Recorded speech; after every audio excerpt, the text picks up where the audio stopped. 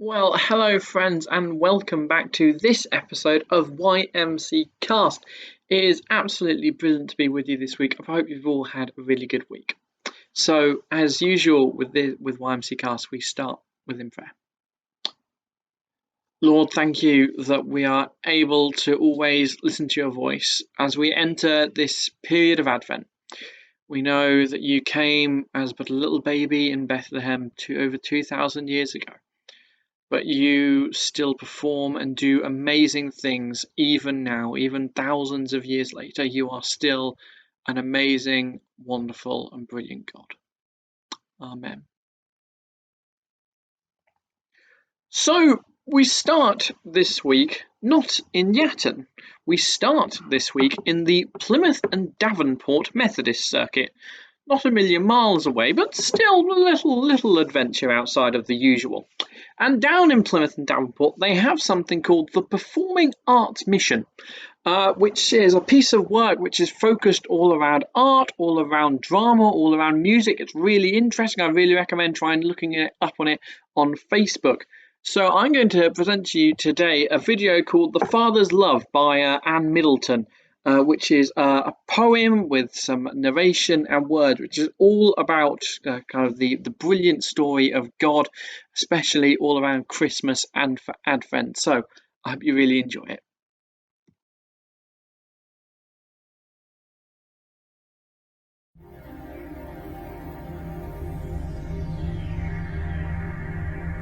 In the darkness and abyss of nothingness, before time began, God spoke, "Let there be light." And life exploded, and the world as we know it awoke. With artistic vision and minute precision, he toiled with care and grace. Then he gave it all to a boy and a girl, his beloved human race.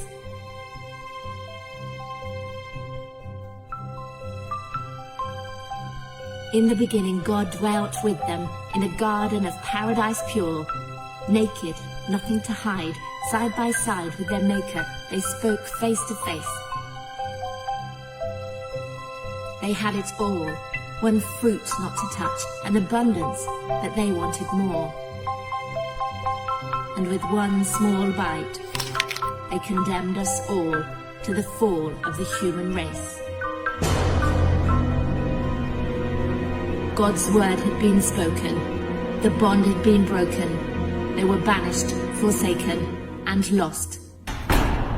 God spoke through his prophets and made them a promise. He would save them, whatever the cost.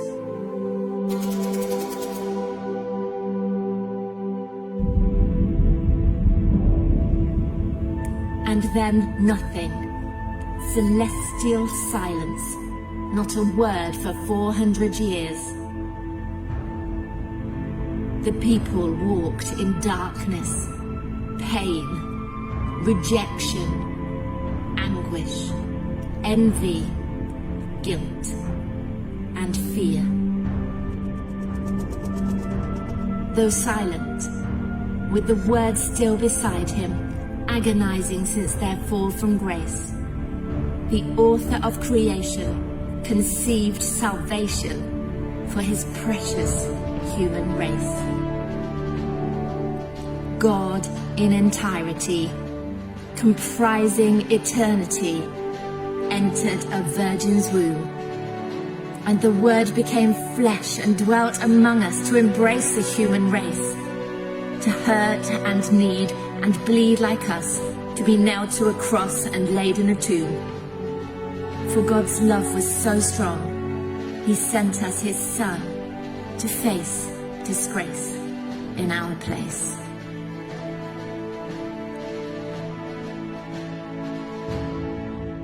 But first, on a starry night in Bethlehem, heaven's glory was released. Wonderful Counselor, Mighty God, Everlasting Father, Prince of Peace.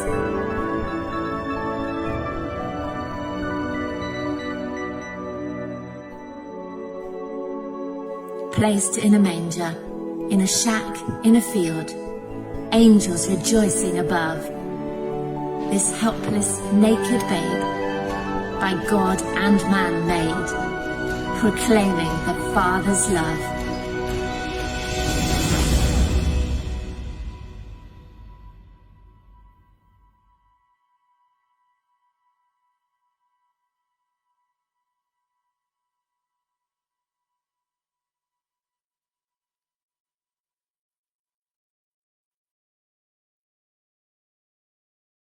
I thought that was really amazing and really, really rather cool and really rather different way of expressing faith. So I really hope you enjoyed that.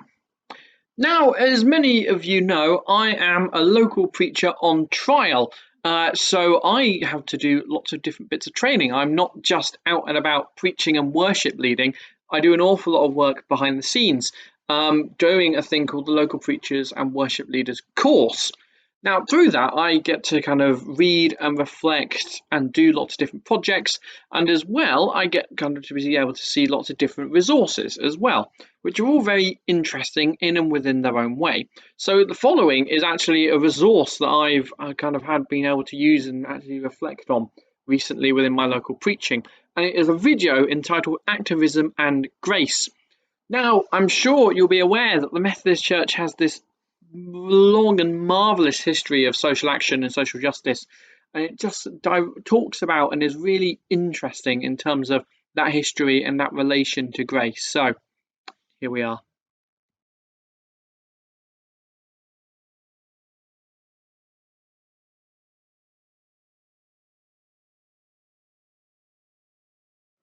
Methodism has a reputation for being very activist. How does this connect with God's grace? Well, I first became a Methodist about 40 years ago, and I think the fact that I haven't been a Methodist all my life has coloured, obviously, the way that I think about Methodism, and right from the start made me ask questions, what's special about Methodism? And so I particularly remember something that the chapel steward in the village Methodist chapel, where I first joined the Methodist Church, said. He said, "Us Methodists are a restless lot." And so I've taken that as a sort of motto for thinking about Methodism, because I think that there's something really quite basic, not just about being very busy, but about a spirituality that's always asking, well, what more is there? What more has God got in store? Where does that come from? You could say it comes from John Wesley. You could say that he had a very driven personality and that he never really felt he was good enough and that he was always longing for more of God's grace. But just to derive it from the personality of John Wesley, however important we think he was as the founder of Methodism, and of course there are plenty of other people who were involved in the founding of Methodism as well, but however much we go back to John Wesley, I don't think that it can really explain why this forward-looking, activist spirituality has persisted. You could also say that it's something that's absolutely basic to Christians. You think about what St. Paul writes in his letter to the Philippians about the resurrection of Christ and how in the Revised English Bible version it's rendered as, "Not that I have reached the goal, but I press on, hoping to take hold of that for which Christ first took hold of me." And that's just basic to Christian theology and spirituality. So is there a kind of spiritual restlessness and a need to be active in the church and the world, something that's special to Methodists? It's important not to exaggerate this, I think, particularly because in recent years, especially, evangelical Christians in general have turned to the world in a way that's asking the question, what's God doing in the world and how should we be joining in? So that kind of forward-looking restlessness isn't unique to Methodists. But is there something special? What might the connection be between an individual's growing in grace and the big wide world? Well, growing in grace can be a rather inward-looking concept. Maybe growing in grace and holiness, and that word holiness can be quite an uncomfortable word, like sanctifying, as we sometimes talk about, sanctifying grace, and it can set up the wrong vibes. But what it's about, growing in grace and holiness, obviously, is this basic model of discipleship that says that God always has more in store for us. Nicola Price-Tebbett quoted from the baptism service that the gifts of God's grace are there for us, even when we don't know anything about it, and that we can always, therefore, go on discovering more and more about this grace. In the communion services, the services for the ordinary Sundays, in each of those three services, the dismissal at the end of the service and the prayer that comes at the end has something to say about going on. It's a foretaste of the heavenly banquet. It's praying that we may grow in love. It's giving thanks for this food for our journey.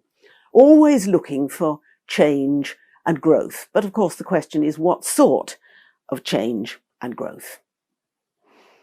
Because basically holiness can go two ways. It can go in a very inner direction. It can go in a direction that's always asking, what's the state of my soul? Do I feel really close to God? Is my prayer life real and vibrant? Basically, am I saved? And that became very characteristic of Methodism in John Wesley's lifetime through the 19th century, particularly because people were encouraged to keep a spiritual journal, and those were the sort of thoughts that they would very often be recording in that spiritual journal. A very inward-sounding spirituality as they reflected on what was going on in their class meetings and their prayer meetings. But they also took for granted an outward-looking spirituality. They also took for granted that as Methodists they would take part in Dorcas societies that provided clothes for the poor, in childbed linen societies that looked after women in childbirth and after, in strangers' friend societies that would welcome people who were new to the community and help them find their way around, give them good contacts, all sorts of practical help, which of course John Wesley characterized as works of mercy. The question is, though, why were they doing those works of mercy? What did they believe that God's grace was doing as they were doing those works? Well, they certainly believed that God's grace was at work in them. In John Wesley's sermon, The Scripture Way of Salvation, he tells believers that they should do works of mercy because it will be good for them. That you can't stay steadfast in your faith without doing good works, without being zealous of good works. In other words, what you do actually affects who you are. You grow in grace, not just by thinking holy thoughts, but by doing holy works. It links with a way of thinking about ethics, of thinking about what is it that enables a person to be a good person. That's really quite a recent development when we give it the label virtue ethics. And you may come across this at various stages as you follow this course.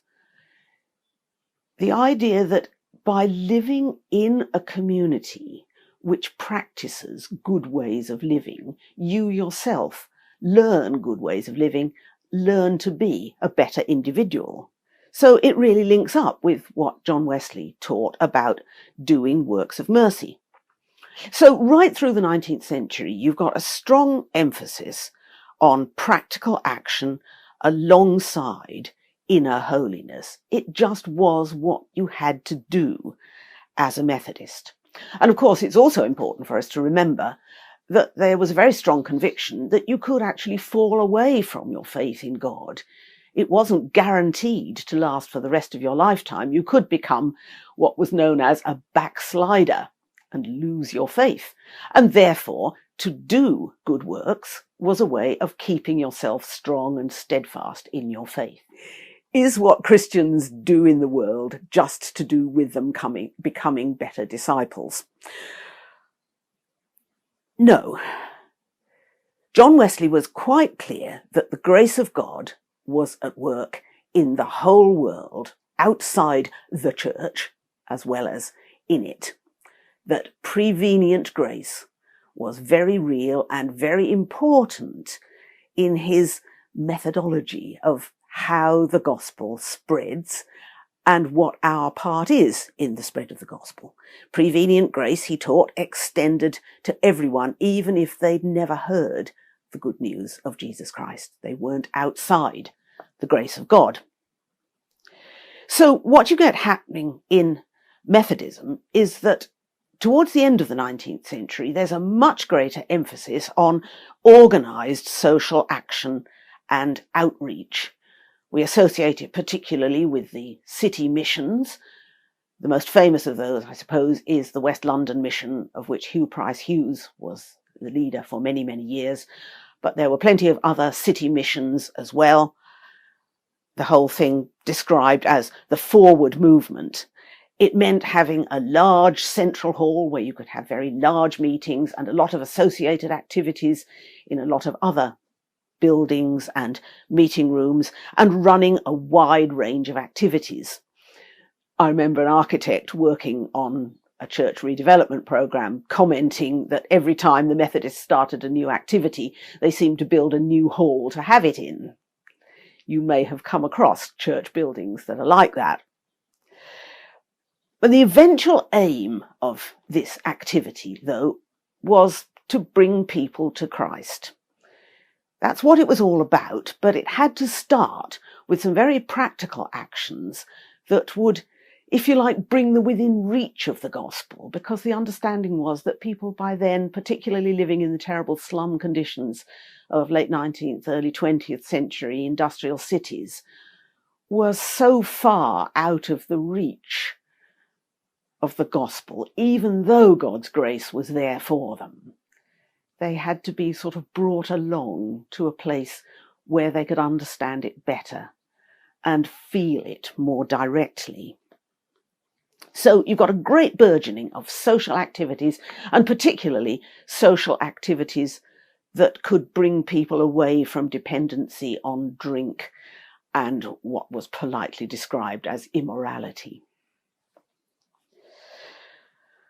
By that time also, though, you've got secular organisations, although they were very full of people with religious and particularly Methodist backgrounds, but secular activities, things like trade unions and movements for health reform and social reform, that had the same sort of agenda for practical action to improve the quality of people's lives. And individual Methodists were very active there. Not so many leaders of Methodism saying this is part of our gospel outreach. Samuel Keble, who was very prominent in the trade union movement, was quite unusual as a Methodist minister to be involved in trade unionism in the early part of the 20th century. But all that activity was leading to the question, well, where is God before we actually get there with the explicit message of the gospel?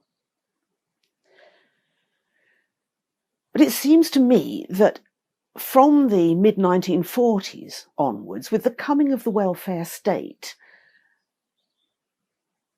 an understanding of how God could be at work before the church was explicitly there with its message took on a new force, because with the coming of the welfare state, the basic idea of the Beveridge Report, which brought in the welfare state, was that there were giants at work in society, evil giants of poverty, unemployment, bad housing, bad health, ignorance, and that these giants were, if you like, sort of spiritual entities that needed to be slain.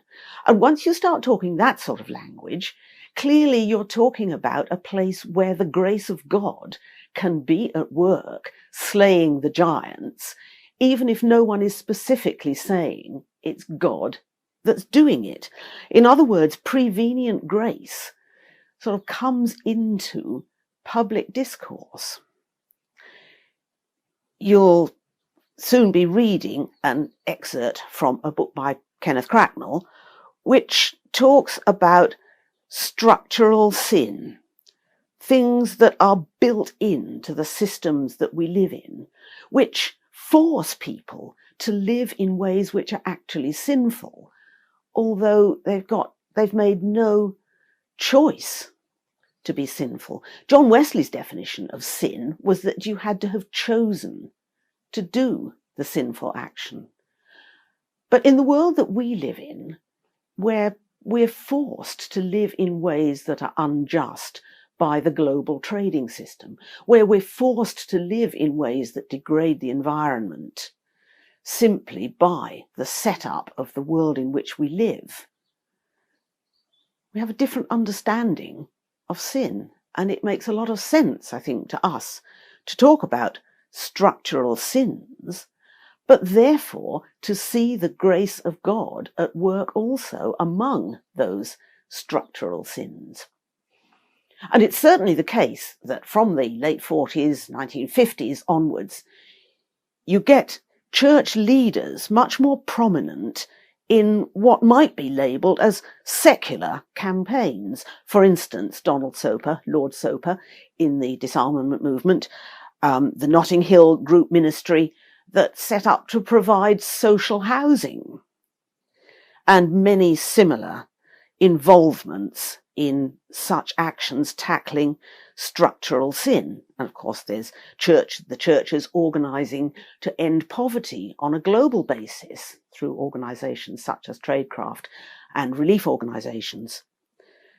So these social actions are carried out not so much with the aim of bringing Christ to the world, but of joining in with what God's already doing in the world to end social evils.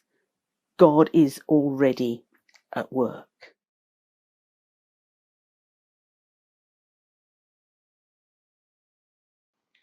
So I hope you really enjoyed that, and I hope you found that really interesting. Finally, on this week's YMCast, I want to talk about Christmas. It is the 2nd of December, as I am filming this on the Wednesday, and I'm scheduled at least for our final YMCast to go live on the 16th of December, so in 2 weeks' time. And I want our final episode of this series to kind of go off with a little bit of a bang as such. So if I would like you, those of you that are watching at home, if you can record a very short, maybe minute, 2 minutes, maybe a little longer if you'd like to, video of what Christmas means to you. So that is my question. What does Christmas mean to you? If you can film a video of yourself talking about that, we will stitch it all together, and that will hopefully make our final episode of YMCast. So I really look forward to receiving those from me. If you can send them on an email to michaelymcworker@gmail.com. So I really hope that you'll engage with that, and we can come together, and we can all see what Christmas means to all of us.